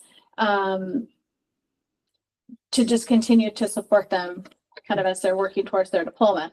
So we identified 2 goals to that end, and these are the same. And so last year's goals and then this coming year, same goals. So the numbers have changed, but they are, they're really focusing on the same 2 things. And one is, there's lots and lots of layers to this. Sorry, it's a template from OSPI, so you can imagine it's lots and lots of layers. But goal number 1 is that students, the percentage of students earning a high school diploma from ESD New Beginnings or transferring to a technical high school, because we do have students that are kind of doing a 2-step process. They're trying to get enough credits that they're eligible to transfer to one of the technical high school programs to get their diploma and their associate's degree simultaneously. But our goal is to increase that from 26.2% to 60%. That sounds like this huge lofty goal, but remember, we're talking about 30 students. So, if we can get 1, 2, 3 more students kind of across that bar, we can make a big impact. So we recognize that that's going to be a challenge, because again, there's all these extra layers that kids have. But some of our action steps, and we actually started doing this partway through the year last year, and it was actually really helpful. Very intentional contact with the parent, the student. I thank goodness for the SNET, the text messaging option that we have with our school district phones. It's the only way most of these families will actually communicate with us. They just don't answer phones. Their voicemail boxes are full or not set up. It's very challenging, but the text messaging works great. And so just encouraging students and checking in and how they're doing. And hey, I noticed that you finished 3 classes last month instead of just the 2 that were required. Good job. Or hey, I haven't seen any credits come in a while, just trying to stay connected with them. So like contact logs and things like that. And then really doing I mean, the Grad Alliance dashboard that they have has a lot of information for it. So just kind of continuing to monitor that. Who in your building is that Kathy Kurt? Who's managing that? So all of the people that work at Eatonville High School are staffed out of Eatonville High School staffing. So they're really supposed to be supporting Eatonville High School students. But Kathy takes that on, I take that on, and it's primarily the two of us. So, I mean, Kathy's technically, she's the graduation specialist to keep the Eatonville High School kids, like we want to prevent kids getting into this Right. program. That's her work. But there's not, so that's just kind of the work that she and I take that on. So that's actually one of the things that we're going to request is some support staffing wise with the grant. We'll see if they give it to us. But that was actually just like that little shift psychologically for students to feel like that we're still reaching out, we're still connecting, we're still like, hey, you know, have you thought about one of the technical high school programs? Have you thought about Washington Youth Academy? Have you thought about all the different options that they have? So we're going to continue that work this year. And then the second thing is related to, sorry, I'm just very strange on this. Okay. The second goal is for students that re-enroll, because what we see is that students, and like it just happened this summer, we had, so students have to make progress every month, have to meet a certain number of course completions, and they will get dropped for non-participation. And so then they're floating. So now they're not a dropout for Eatonville High School, but they're a dropout for New Beginnings. And so we want to continue to re-engage with those kids. So trying to get them to re-enroll either in New Beginnings or in one of the technical schools. And one of the interesting things is occasionally I get asked to sign a form for GED. And when I'm signing that, I'm having to say that there's no other way for the student to get their diploma than, they just have to get the GED. And very often the only way I can sign that is if they've already been in a dropout re-engagement program and have, been dropped for non-participation. So some of those kids, I would be happy if they got a GED, if they got something, if you've already been all the way down this path, at least they have something. They're not just a dropout. But really trying to track where those students go and where they end up is very hard. They just disappear.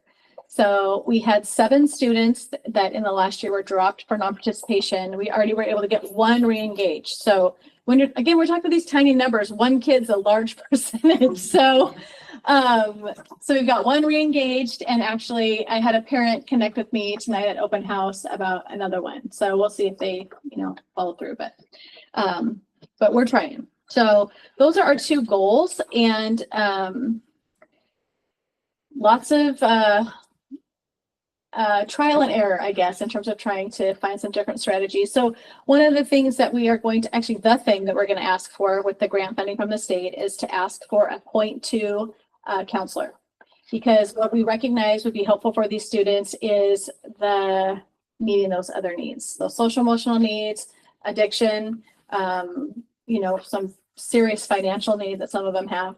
So they meet once a week at the Eatonville Library for their weekly meetup, and students are required to attend that. So we'd like to have some additional staffing that they would connect with them outside of school, but also then be able to attend there and kind of check in and make sure they've got what they need. And they have to provide their own transportation there. They do. Yeah, they do provide their own transportation. I know that they do have a virtual option. So there are some students that Say if there's a transport yeah issue, then that would be tricky. Yeah. Okay. A lot of, it depends on this, but most of those students, again, they're 16 already. So it's amazing how they can get wheels. they can get somewhere. So, so that's what we're going to hope that that grant funding comes through for that, and that we're able to provide that support. But, that's our work. So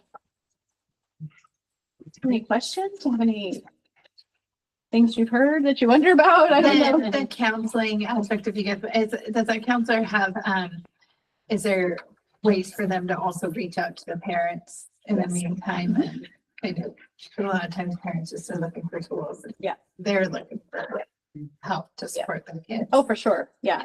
And we do. I mean, we don't lose the kids that have come from Eatonville High School. We usually stay pretty well connected with, because we already have relationships with the parents, with the students. We call, It's trickier sometimes when they've come from another dropout engagement program, or they have just come from who knows where. And they're so far behind. So, I have I guess a comment and a curiosity, or question and a curiosity.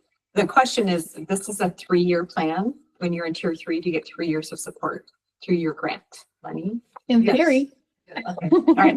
Well, one. we don't know what the state will really do, but yeah, Okay, Yeah. in theory, so in theory. hopefully that would be great. Yeah, it'd be great. And then my curiosity is, will you be sharing, a mid-year check-in on this SIP plan as well as the one you have for the high school? I sure can. Awesome. Yep. Would love that. Thank you. Yep. Anybody else? No, I just really appreciate, I know it's a lot of extra work. And I do appreciate we're giving every student every chance. And this is a way that was just never available. And when did this all start? Like, So there was a time, this has kind of been managed differently. So this, I don't remember when the law passed. It was before I was a high school principal. Yeah, I But remember, but. They passed the years law run together. to, districts have to have this type of a program. And there was a while that we were running, like Billy Needham was running it, and We then had Penny our Shelton. Cruiser Success Center. This is back in the day when people had the certificates that you could teach any subject. Yeah. The golden oldies, is what they call them. Yeah. And so you could have one teacher that could teach all those subjects, but they don't allow that anymore. So now that's really where it's kind of programs like Grad Alliance have become more popular, just because we don't have the capacity to provide, and our teachers are already working full time. So it's really, Grad Alliance isn't cheap, but it's less than the apportionment. So we're not losing money on it. But it is, it's needed. Very much. One other thing that is just for your reference in terms of like the kind of supports with Grad Alliance. So when a student enrolls in the program, they ship that student a laptop, but they're different than our Chromebooks. They actually have a mobile hotspot embedded in the laptop. So they've already removed the barrier of spotty internet, things like that. So that's been a really big benefit for some of our families, because you guys know internet out here is, it's not a utility everybody has. That's right. For sure.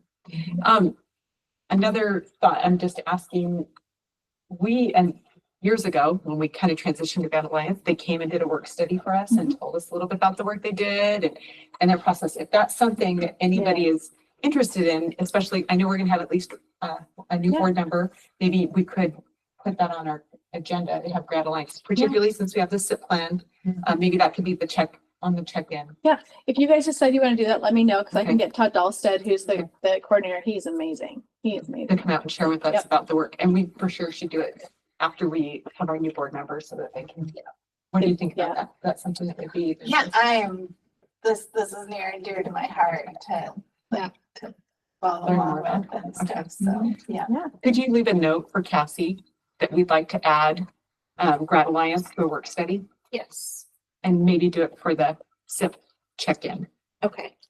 and tell her to call me if she has questions. Tell her to call me if she has questions too. I'll get it set up. Yeah, perfect. So, Call Amy, that's better. yeah. Way yeah. better. Okay, Okay. thank you so much. Really Thank you. appreciate that. Yeah. I'd consider a motion to approve the SIP plan for ESD New Beginnings program. One second. It's been moved and seconded. All in favor? Aye. Aye. Motion carries. Consider approval of resolution 753 of our budget, which Krista has done such a great job of presenting. Is there anything additional you wanted to add before we move on the resolution? Nope. Okay. I would consider a motion to approve resolution 753 Promotion. Second. and moved and seconded. Any further discussions or questions? Okay. Hearing none. All in favor? Aye. Aye. Motion carries. Consider approval of interlocal agreement with ESD 113 for network support. Is that you, Sally? Is that? It's basically a service that we've needed to provide. Jim can attest to the fact that last year we actually had one little piece that did not allow things through, and it was about this big and whatnot. And so we are pretty isolated out here, and we need some support. So there are technology support, and we hire them part-time to come in. So great. Thank you. For our internet. Yeah, all the network Okay. pieces are all supported by this group. ESD 113. Great, thank you. All right, I consider approval of the interlocal agreement with ESD 113. Motion. Second. It's been moved and seconded. Any further discussion? All in favor? Aye. Motion carries. Consider approval of special services. Tracy. So you have bids for services for a 0.8 school psychologist and a physical therapy as needed. We've gotten bids from other agencies that most will only do virtual services or not even contacting us back to give us a bid. So both of these bids that I'm asking you to approve are outside services who've worked with us for years. So we would just like to stay with them for consistency for our students. We know their work and they will actually come on campus. So I can't imagine physical therapy virtually. no, it's It's not easy. Or testing kids No. for evaluations No. virtually. No. So the one company would only come on campus to to do an FBA, a functional behavior assessment, and that is it. That's the best we could get for a school psych. Wow. Okay, so I would consider approval of special services, item D1 and 2. We're going to do both of these at the same time. So Been I'll moved second. and seconded. Any further discussion? All in favor? Aye. And if I could add, we are not having to contract with the ESD for speech and language pathologists. We've hired our own, as well as an OT Dakota this year. So that'll be a big savings for the district. So I'm very excited for that. And it will be, and I think we'll serve our children better too. Yes. So saving money and serving kids better. Okay. I'll beat that. Thank you, Gracie, for making that happen.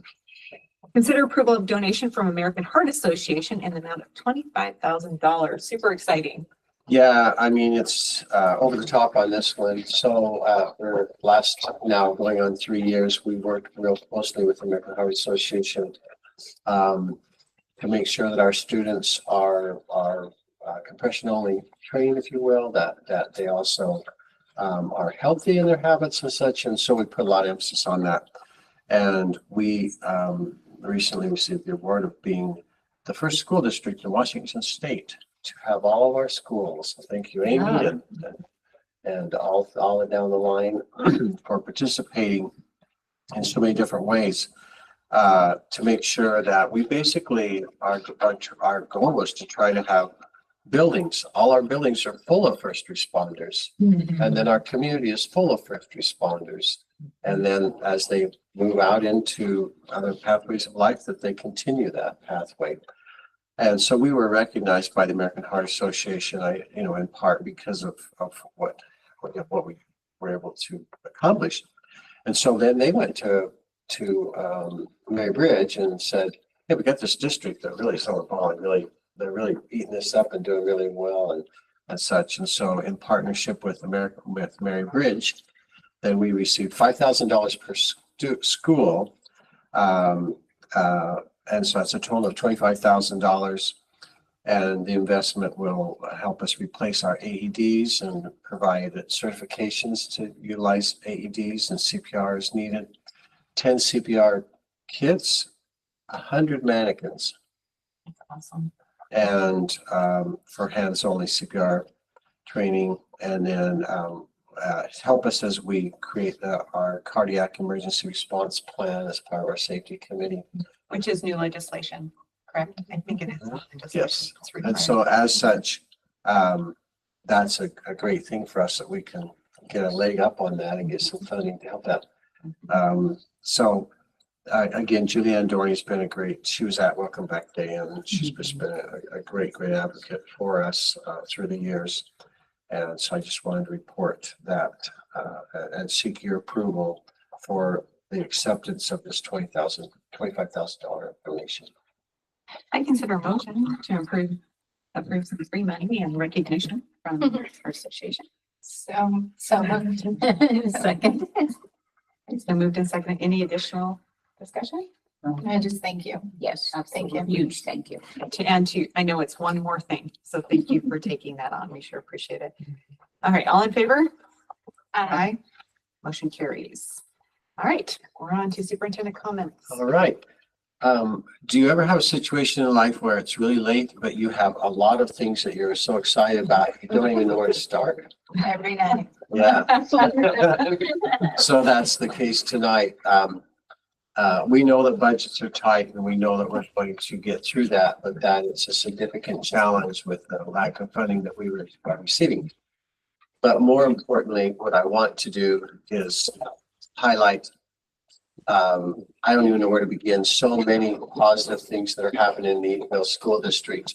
Recently, we're hearing from real estate agents and from other parents. I heard one today state that when she was that real estate agents are saying you'll want to come to Eatonville because the school district here supports kids, the community support kids, like they're passing their levies. You know, they have foundations are start up, and just over and over again, we're hearing just the reputation that you're building, that we're building. And so one of the things that I'm excited about is the fact that we had 1,500 people, as you know, participate in the formation of our strategic plan. And we see it all the way around us, all the way around this room and out in the buildings, that it's a very functional, plan. So last year, we set the goal of, and you'll hear more about this with your principals, with our principals that come in October, actually, is what it'll be, to talk about looking back at how they did on the SBA, the smart balance assessment, but also other measures, and then about what their school improvement plan will continue to be, because there's no such thing as there. You're always improving.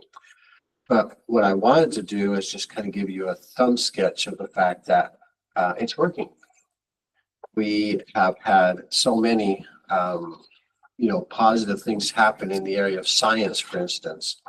So with science, when we did our testing, and we just did get this results, and thank you, Sally, for compiling this. With our fifth graders, for instance, this is the percentage of kids who are on or above grade level, went from 48% to 67%. Yeah, in 1 year. That's great. Our eighth grade, 31 to 37%. All right. And our 11th grade, 20 points from 34 to 54%. Wow. That's just in the subject of science. Our English language arts programs, the same sort of thing. We are all moving up. That almost every district, almost every grade level has moved up a market amount. And then, as Sally mentioned, math is an area that we're still working on. So I want to just reiterate that the goals that you set as a school board, we believe our goals need to be from board to building and beyond. So there's the word for it. This is the new alliteration, board, building, and beyond. So that will go all the way to the students, and so they'll be able to know what the goals are as well as the community. So that fits well with the first goal of the school board, is to make sure that we communicate all the things that are going on. So with that, our goals will be this year to continue with academic success. And when we say here next year, our goal will probably be to continue with academic success, and 2 years after that, and throughout the life of our strategic plan. But we're going to be putting some added emphasis, as Sally said, on math. We're considering perhaps even an adoption. We'll see how that works, but we're working very, very hard to make sure that we support students with what they're already doing well, and then also make sure that we are honest with the fact that we got some work to do with math, and we know that, and we're ready to take it on. So we'll be doing that. The preparation for life is the second piece, which is where we will make sure that our students are successful. And when we really do really well, if you look at some of the students who have gone on and just how well they've excelled. So we're excited about that. I just want to be clear that that's where we're going. That happens when people attend. So the first year we focused on making sure we got our buses on the roads with drivers, and the kids got here on time so they don't walk in halfway through a lesson and they're lost and don't know what's going on. And that happens. So now we're 18 months of no canceled routes for school or for any other activities. And that's a great thing. And then the second was last year, we reached out to our parents and said, please make sure that it's here. We have buses. If you want to send them on a bus or walking, but however they get here, let's make sure we get our kids here. And this year, our quest is to make sure that all of our staff members are here when they can be, that they're all in. And that doesn't just mean physically being here, but making sure that that we are giving the kids the very best, just what they deserve. And so we're excited to watch our strategic plan continue to unfold. As part of that, our summer tutoring program, we had 52 students participate. And just some of the stories were just, just unbelievable. Things like kids who began so they were 9 days receiving tutoring, and this is money from outside money from our Joe Harned student support program. And you had younger kids, for instance, reading from 22 words a minute to 54 words a minute. Wow, in 9 days of support, that's awesome. Shows you if you have the support, you will really excel in Eatonville. Another student came in recognizing 15 letter names, and he ended up going all the way to the end, 60 to 29 actually, because they actually do more than the alphabet. Another student, 23 words per minute to 94. Wow. And even in math, which is again what we're working on, youngest students went from addition problems of 29 addition problems up to 61, 26 addition problems up to 81.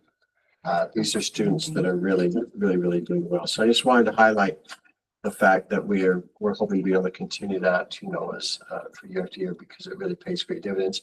And maybe we can consider this as a pilot program that we did this year, that we try to figure out how we can expand that. Maybe we can figure out some of the tools that they use to implement in our tutoring time. Because if that's 9 days, Think what you could do why with. just to figure out what they did to. Excellent suggestion. Were Excellent these suggestion. personal invites, or were these choice? There were students who could use the extra support that were invited. They were special invites, and that's awesome. That's Yeah. cool. Yeah, but it doesn't mean that we can't have everybody. Again, we always say the biggest room in the world is a room for improvement. So we can always do better wherever we are on the spectrum. So I'd like here to do that. And a wonderful thank you to the TED. Heidi. To Heidi and to Morgan. who did the program, and then to our funder, the grant. Heidi Holland and Morgan. Who coordinated those efforts, and then also those who actually with the teachers. And so, I visited that program. And the other thing I think is not only is the academics, which again, that's why we exist. But in order for that to happen, you also have to have, social and emotional learning. And as Sally mentioned, there are people who really want, training in that area. So that the day I was down there, there was a little boy and they were playing a board game. And you think, why are they playing a board game? Well, there's obvious reasons. There are a lot of academics and things with that. And so one little boy, he rolls the dice and he doesn't get the number he wants. So he grabs the dice and he rolls it again. And so the other kid, he protests and says, hey, we gotta play fair here. You rolled a 1, not a 5. You move 1, not 5, And so the boy's like, I don't like what I rolled the first time. And so just those troubleshooting, so I watched Miss Holland, go over and how did you feel? How did you feel like that? And what would you see now if he rolled something you didn't want? How would you feel about that? And so it was all those skills that will help you, get along, in all aspects of your life, but ultimately toward being successful in academics and life beyond. So very, very pleased with that program. We had one driver who is now a driver instructor. She went through on a scholarship, and that's Amanda Lilly. That's awesome. And so we now have another driver instructor, which is again our transportation. We continue to move forward on that. And now, as some of you might have known, we have these shirts on. And these are shirts that are kind of our appreciation. Our theme of the year is just the fact that when we have strong roots, that we actually have stronger communities. That, you know, we have strong roots, you get more growth on the top. When you have those underlying things taking place and worked on, then it yields. And that's the sorts of things we've been talking about. And so I wanted to take a minute and just do a little bit of a slideshow to just show you some of the things that our staff are doing to get ready. So this is up at Columbia Crest, and some of you may recognize Rachel Height. And I would say that this year our adventure awaits us as we move forward. The next slide. And so many of our groups came together, and I was able to visit, you know, the secretaries and the special education department and the food services department and the transportation department, and just try to get to as many. And so our staff have been busy in August coming back together to make sure that they are well equipped for the first day of school for those kids, to give them the very, very best. Next slide. That was the secretaries, obviously. And then on Monday, we had each of the buildings that got together and had their first building day back, learning all sorts of the sorts of things where, you know, got these interactive boards, how do they work, or how are we going to move an MTSS, how are we going to do that, and such. And then on a break, then we went out and took this picture. I guess it's a pretty neat tradition, so I got to be a photographer there and get a picture. And you might notice the young lady on your left. Yes. There. And so Paulette beat me there, and I was there pretty early. And, I was only 5 minutes away. oh, okay. But anyway, yeah. So anyway, so that was nice to see Amy's, Millie, and all the others. I got to go around and they're really jazzed. They're really excited. The one thing I asked individuals was like, what are you looking forward to this year? What are you most looking forward to for our adults? And every answer was about kids. I'm looking forward to food that's going to be most nutritious, and I get to see those kids come through the line every day. That's what brings me back every year, you know, all the way to, with these new interactive boards, I can't wait for kids to basically, it's like a big computer with a touch screen that you can utilize. And so it was always about kids. So here are some of the learning that was taking place, and keep going. Yeah. Looks like we're Hauser. That is. Yep. And then that leads us to our welcome back day with all of our staff that was there. And in the morning, we all met and had a meal that was provided. Twin Star Credit Union gave us $4,000 this year to make sure that we have these T-shirts to keep us all united. And also, you know, for the food and all of the things that they did. They also provided some gift cards for the new teachers. We did service awards. And this was just before we went into the auditorium.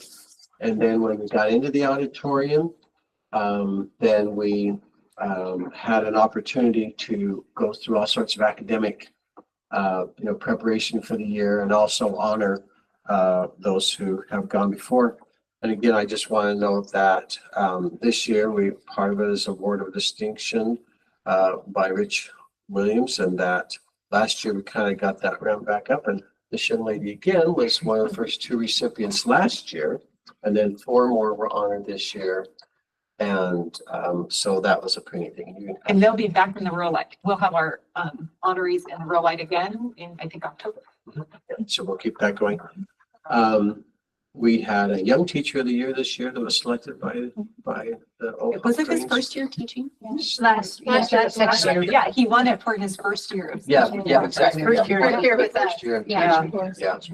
I saw his Ryan Anderson. And then after that, if you keep going, then we went outside and did our traditional. This is the 3rd year in a row that all of our staff have been united to consider the theme that we're looking on. And this is Amy's Beautiful School. right across the street, right here for us. And this year was a tree and it went really, really smoothly. And yeah, and then go back one more.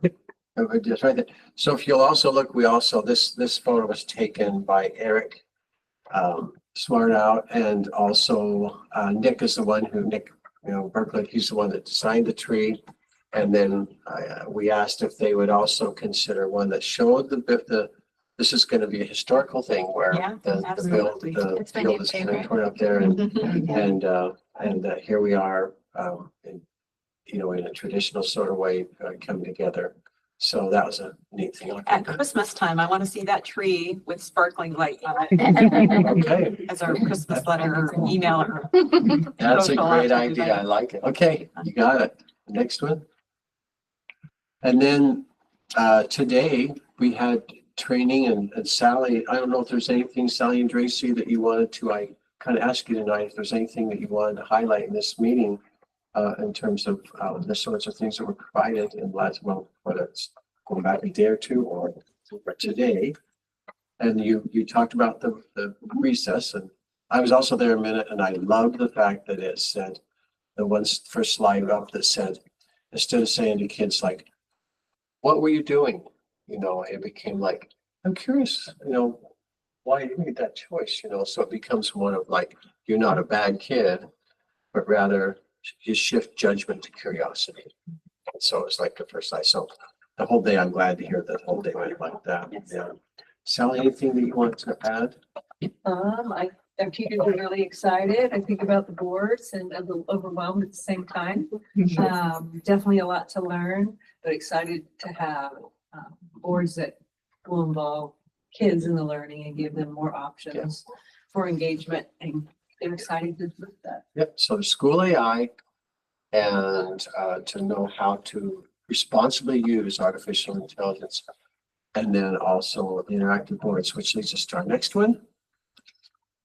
And here we are, just a couple of hours ago. Well, by now it's 3 hours ago. And this is down at the middle school. It was happening also at the high school. We had our open house, and Amy was in the North Hall and she was in the South Hall. And the first thing that I noticed when I went in there was I've never seen this many people at open house. And maybe it always was, but I was just. Did you communicate? Did you have a different mode of communication? What do you think made the? It was because we haven't had our orientation day yet. So it was the first time so the past several years we've had a student orientation day. It's always the Thursday before school starts. So students come, they get their schedules, they get their picture taken, they get tours of the school, things like that. And so then some of them don't come back for open house because they've already done that. So I'm curious to see what our participation is tomorrow because we had open house tonight. Sure. But they have pictures tomorrow, but I don't know. Yep. So we'll see. We'll see, but the point is that it was extremely well attended. Yeah. So then I went down to the middle school after that and captured this photo. And as you can see, the interactive boards are being used right away. Like you get training and 3 hours later, you have them up and you're utilizing those. And I went to several classrooms and it was pretty much the same thing, but obviously somebody's excited. Welcome. So, Yeah. keep going. Oh, that was it, right? Yep. So, so I would say we're excited for September 3rd, our welcome to welcome our students back. I think that's pretty much it for our communications. Thank you. Great. We're going to go to board comments. Barry? I think the thing that stuck with me the most tonight is you mentioned there's a student that's re-engaging after 2 years of being out of school, even if he wasn't originally here, or he or she. And I just kudos to that family and the child for having the courage to step back in and to finish it out. So that, I love that. Thank you for all the in-depth reporting to all you guys and just being here so late and sticking with us. So we appreciate it. We need it. So thank you. We passed tonight in our agenda, there was reassignments, there was layoffs, there was, I just, the staff that goes through and has to bear with us through our budgeting and everything. I just want to recognize that, they're in our hearts and just thank them for sticking with us and supporting us as we go through tough times. We're missing some of our friends here tonight, so I'm just, want to mention in the meeting that we miss them and I hope they're okay. So that's it. Thank you. Paulette? Just a couple things I enjoyed the welcome back to. It was just to see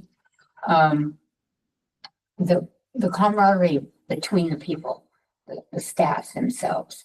As I walked around and watched and observed and listened, just to see them reaching out to each other, welcoming each other back, and